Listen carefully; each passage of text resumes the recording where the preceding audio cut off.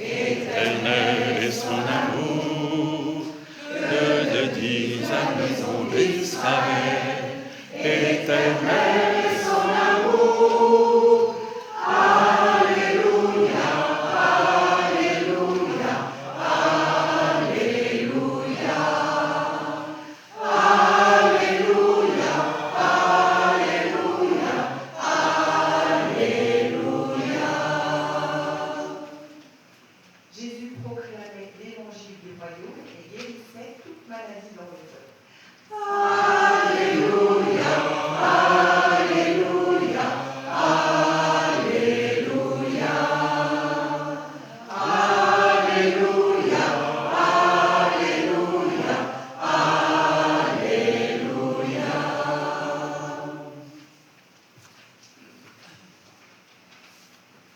Le Seigneur soit avec vous. Et avec votre esprit. Évangile de Jésus-Christ selon saint Matthieu. Gloire à toi, Seigneur. En ce temps-là, partant de Génézareth, Jésus se retira dans la région de Tyr et de Sidon. Voici qu'une Cananéenne, venue de ces territoires, disait en criant « Prends pitié de moi, Seigneur, fils de David, ma fille est tourmentée par un démon. » Mais il ne lui répondit pas un mot. Les disciples s'approchèrent pour lui demander « Renvoie-la, car elle nous poursuit de ses cris. » Jésus répondit « Je n'ai été envoyé qu'aux brebis perdues de la maison d'Israël. » Mais elle vint se prosterner devant lui en disant « Seigneur, viens à mon secours. » Il répondit « Il n'est pas bon de prendre le pain des enfants et de le jeter aux petits chiens. » Elle reprit « Oui, Seigneur, mais justement, les petits chiens mangent les miettes qui tombent de la table de leur maître. » Jésus répondit « Femme, grande est ta foi, que tout se passe pour toi comme tu le veux. » Et à l'heure même, sa fille fut guérie. Acclamons la parole de Dieu. Louange à toi, Seigneur Jésus.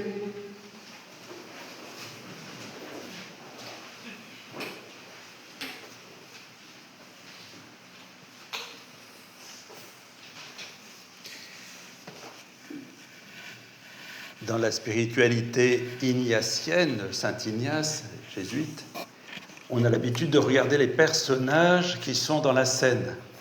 Est-ce que vous voyez quels sont les personnages qui identifiez-vous dans cette scène? Comment? La mère.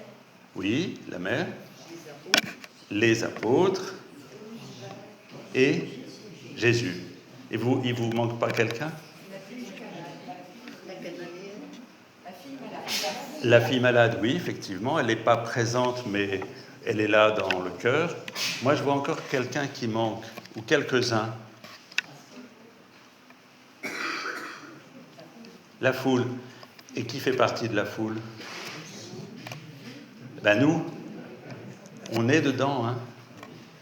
On est dans cette histoire. C'est-à-dire qu'il ne faut pas oublier que l'Évangile est écrit par Matthieu, et Matthieu s'adresse à qui? À nous. Jésus parle, et il ne parle pas simplement pour ceux qui sont là, il parle pour nous, donc nous sommes compris dans le texte là. Parce que s'il n'y avait pas vous, le texte ne servirait à rien. Donc nous faisons partie de cette scène, comme de chaque scène de l'Évangile, comme même chaque parole de l'Évangile, nous sommes intégrés dans le texte et dans ce qui se passe. Très important par rapport à l'Évangile d'aujourd'hui. Parce que cet Évangile, ce n'est pas un rapport de police, ce n'est pas une enquête de journaliste, c'est un récit qui vient pour nous parler à nous. Donc il y a quelque chose à nous dire pour notre vie. L'Évangile vient pour changer notre propre vie.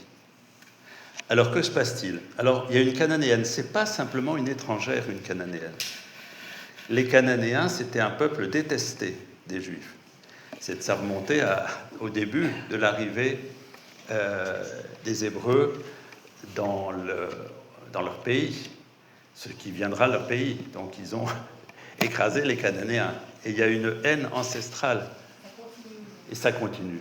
Parce que la scène se passe en fait au Liban, en fait. Donc le problème, si vous voulez, c'est que les Cananéens avaient un statut particulier, très particulier, parce qu'ils ne pouvaient pas devenir prosélytes, c'est-à-dire qu'ils ne pouvaient pas faire des démarches pour adhérer à la foi juive. Il y avait quelques peuples comme ça, dont les Cananéens, qui n'avaient pas accès au fait de se convertir, si on veut, à la religion juive. Alors vous voyez bien un peu le problème. Ce n'est pas simplement une étrangère, c'est une Cananéenne. Donc ça situe un peu... et les Juifs, pour parler des Cananéens, ne parlaient pas des petits chiens, mais des chiens. C'est pas trop sympa. Donc il faut bien situer, hein, c'est plus qu'une affaire de peuple étranger, c'est une affaire de peuple détesté, voilà, mutuellement d'ailleurs. Alors, Jésus est juif. Alors est-ce que cet évangile, ça pourrait nous laisser entendre que Jésus, finalement, au moins au début, adhère à cette détestation? Quand il parle de petits chiens, évidemment, il adoucit un peu, mais ça reste quand même très violent, quoi. Alors, est-ce que Jésus adhère à ça comme juif? Ou est-ce qu'il faut voir les choses autrement? Je suppose qu'on pourrait les voir autrement. On va essayer de voir comment. Alors, vous avez entendu Isaïe, et ça a été bien présenté tout à l'heure par Monique.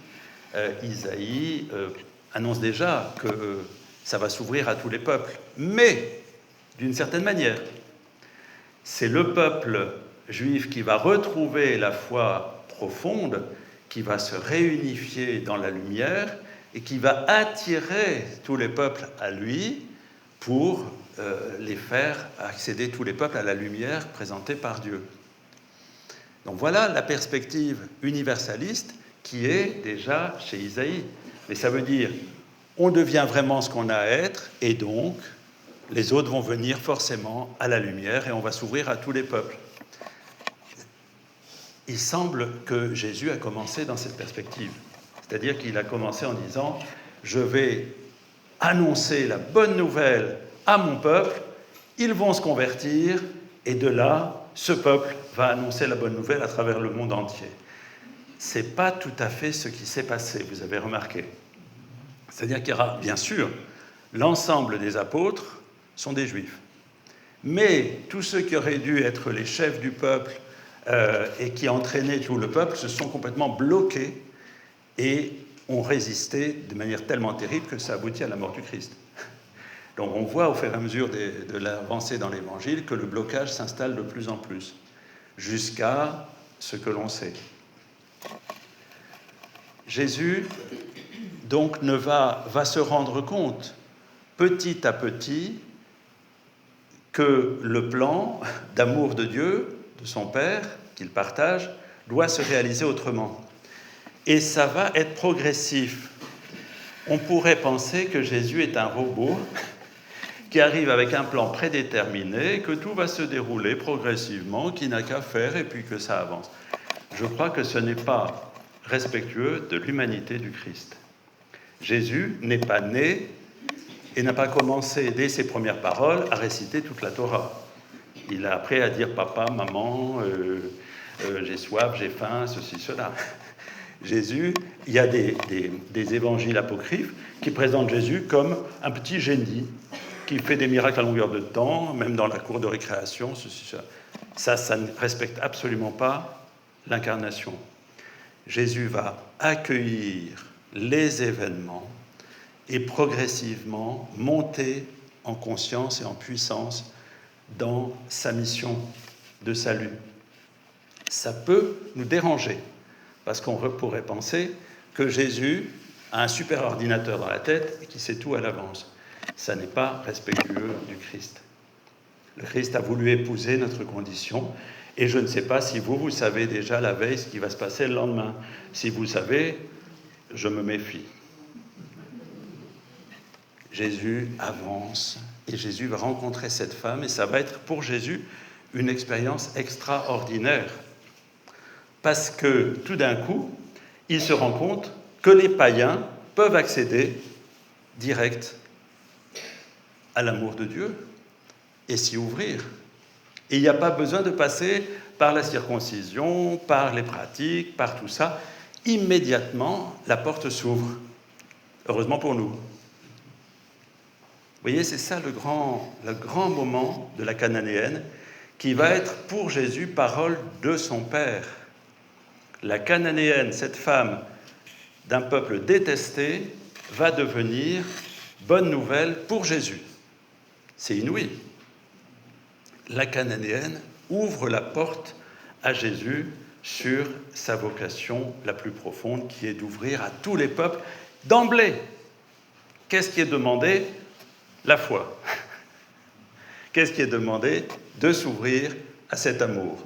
Ce n'est pas les rites, ce n'est pas les pratiques, ce n'est pas se laver les mains 10 fois avant, comme qui était demandé. Non, ce qui est demandé à ceux qui veulent découvrir et rentrer dans la parole de Dieu, c'est de croire au message du Christ et d'essayer de le vivre. Vous voyez un peu le basculement? C'est que d'un seul coup, au lieu de passer par tout un processus extraordinaire, d'emblée, on peut y aller pour réaliser quelque chose d'inouï, c'est-à-dire de plonger dans cette vie qui donne du sens et qui se répand. On a parlé beaucoup des miracles il y a 15 jours, la semaine dernière, et bien je pense que c'est toujours la même chose. Le Seigneur nous dit, si vous voulez que votre vie devienne un miracle d'amour, un miracle de joie, un miracle de paix, une seule chose vous est demandée, ouvrez-vous à la bonne nouvelle. Comme la Cananéenne. Et en ce sens-là, vous voyez, le sens de cet évangile, il est pour nous. Nous faisons partie de la scène. Parce que quand Jésus nous montre la Cananéenne, il nous dit, devenez comme elle. Elle est chemin, comme Marie à Cana. Bon, Cana, cananéen, non, ça n'a rien à voir. Mais c'est ce qui se passe à Cana. Marie, par sa foi, alors que Jésus, comme avec la Cananéenne, il a un peu taclé sa maman. Hein. Quand il dit « Femme, comme veux-tu ?» C'est pas le moment. Faites tout ce qu'il vous dira. Marie ne lâche pas la main du Christ. Marie ne lâche pas la main de Jésus, même quand Jésus semble un peu austère. Et la Cananéenne ne va pas lâcher. Mais, oui, les petits chiens peuvent bien manger les miettes.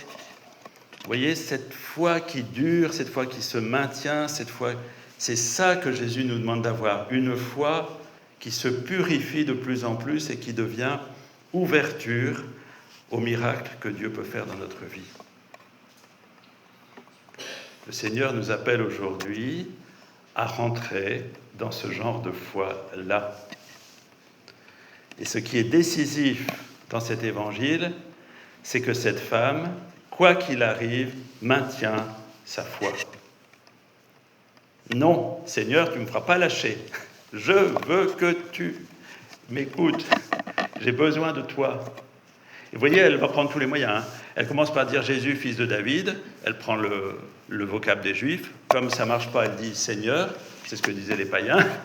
Et finalement, elle dit, ben voilà, moi je suis vraiment, je ne mérite rien, mais je sais que tu peux me donner tout. Et les miettes. On dit, oh ben des miettes. Vous savez, il n'y a pas de miettes dans le cœur de Dieu. Tout est entier. C'est comme, vous savez, le salaire à la fin de la journée. Ils reçoivent, ça veut dire que le Seigneur, quand il donne son amour, il donne tout. Donc ces miettes, c'est tout. Tout à l'heure, si vous le souhaitez, si vous le voulez, si vous pouvez, vous recevrez une miette, toute petite miette, une hostie. Vous pensez qu'il y a un tout petit peu d'amour de Dieu dans l'hostie? Alors il y a tout. Il y a tout. Et dans cet amour que Dieu donne à la Cananéenne, il y a tout. Parce que la Cananéenne, en fait, Jésus, je crois qu'il l'a poussée à avoir une foi totale. Comme il pousse Marie à Cana à avoir une foi totale. Comme il nous demande, nous aussi aujourd'hui, de lui faire un crédit total pour nous donner tout. Est-ce que nous souhaitons recevoir le tout de l'amour de Dieu? Oui, il y a très peu qui ont envie de recevoir l'amour de Dieu ici. Dommage. Dommage. Est-ce que nous souhaitons recevoir le tout de l'amour de Dieu? Oui. Merci Seigneur.